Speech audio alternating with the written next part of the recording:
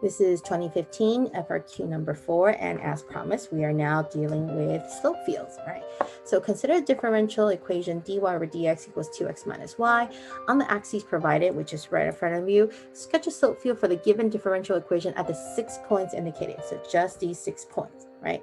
So again, it would be really nice. I mean, personally, I would really strongly recommend that, you look at the x and y points individually and kind of set it up if you can see it, right? So here along this axis, your x is 0. Along the y-axis, your x is 0. So it's just whatever the y is, right? So again, you can write yourself a hint. When they're grading this portion, they really just look at the way you're graphing the function, you're drawing the graph. So kind of up to you. But for me, I'm going to tell myself that y-axis, x equals 0. So it's just the negative y value, right? Because it says negative y. So if this is a 2, my slope is going to be a negative 2. So it's going to be a little bit more slanted than just 1, right?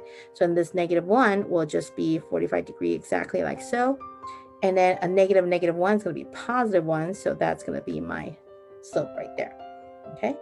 Then the other points I would just plug in values. So this first point is 1, 2. So at 1, 2, I get 2 times 1 minus 2, I get 0. Oh, okay, that's a good one. So that's a horizontal graph. So a horizontal slope, right? Next point is 1, 1. So I get 2 times 1 minus 1. 2 minus 1 equals 1. So this is a perfect 45 degree. Oops. Yeah, I like really clean lines. So perfect 45 degree, like so. Okay, and then the last point is 1, negative 1. So 1, negative 1, that will give me 2 minus a negative 1. So that's 3. So it's going to be a lot more slanted than the 1, right? So most likely like this. You probably can guess that this is a 1 right here. This is a 3. This probably is a 2. Even though they don't ask you, you could definitely kind of see that pattern, right? So this is a 2, a little less steep than 3, but definitely steeper than 1, right? So there you go. There are your 6 points and my little extra point there, right? So that would be it. And let's go on. It says, find the second derivative in terms of x and y. Determine the concavity of all solution curves for the given differential equation in quadrant 2. Give a reason for your answer. So again, don't rush yourself. Let's do the first part. Find the second derivative. So find the second derivative of this. So in part B,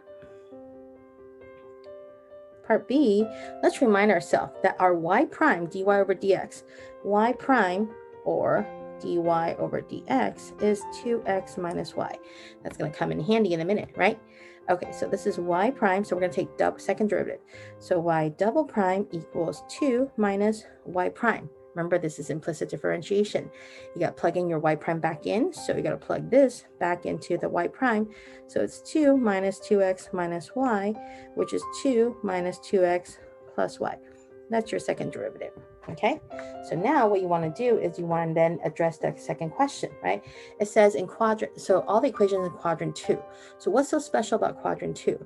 So in quadrant 2, remind yourself, in quadrant 2 is going to the left, so it's going to be negative x but positive y. So x is negative and y is going to be positive. So if x is negative in the second derivative, 2 minus 2, this is going to be a negative answer, negative, right? And then plus, this is going to be a positive. So this is actually going to be positive, right? Because a negative 2 times a negative number is going to make it positive, and you add another positive, and you add the 2, is all going to be positive. So my second derivative is going to be positive. Therefore, what am I going to talk about? I'm going to talk about that this is going to be what kind of curve? If its second derivative is positive, it's going to concave up the entire way in quadrant 2. Okay, so your function is going to concave up, kind of like a smile, right? A parabola in quadrant 2. Okay, so 2 answers here, our second derivative and our answer for quadrant 2. Okay, part C, one of my favorite parts. Let f of y equals f of x be a particular solution to a differential equation with the initial condition f of 2 equals 3. Does f have a relative minimum, a relative maximum, or neither at x equals 2? Justify your answer. So remember, in order to be a minimum or a maximum, my slope has to be 0. So this one is not solvable as an initial value function, but we have the derivative, right? So remember, your derivative dy over dx is 2x minus y. So we can go ahead and check what is derivative at that particular point. So at 2, 3, x equals 2, y equals 3. So 2 times 2 minus 3, I get 1. My derivative is not 0. Because it's not 0, it's not a minimum nor a maximum. Only extremas will have a derivative of 0. Everybody else is not. So I would just simply explain and say my slope dy over dx is not equal 0. Therefore, this is a neither at x equals 2. So it is not a max, nor is it a minimum. Okay. All right. And then this one's a little tricky. So I'm going to be honest with you. Part D really tricked me when I first approached this. So please make sure you really dissect this problem and ask questions about it, okay? So it says, find the value of the constants m and b for which y equals mx plus b is a solution to the differential equation. So basically, you're trying to solve for m and b. You're trying to solve for the equation y equals mx plus b. So what equation is it? What is the m and the b? Okay, so this is a little sticky here. So, okay, so what do I know? I know that my slope, my dy over dx is 2x minus y. And in other words, dy over dx is slope, right? So m equals 2x minus y. Agree? Okay, so now you also know that your y is equal to mx plus b. So you are going to go ahead and plug this into your y here. So your m equals 2x minus mx plus b. Okay, bear with me. Okay, so now what you want to do is you want to split up what you see here. On the left-hand side, you have no x. You have 0x plus this m. All right, m is a number.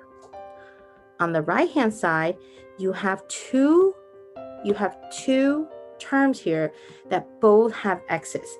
So you have 2x minus mx, right? So you have 2x minus mx, that's your x term, okay?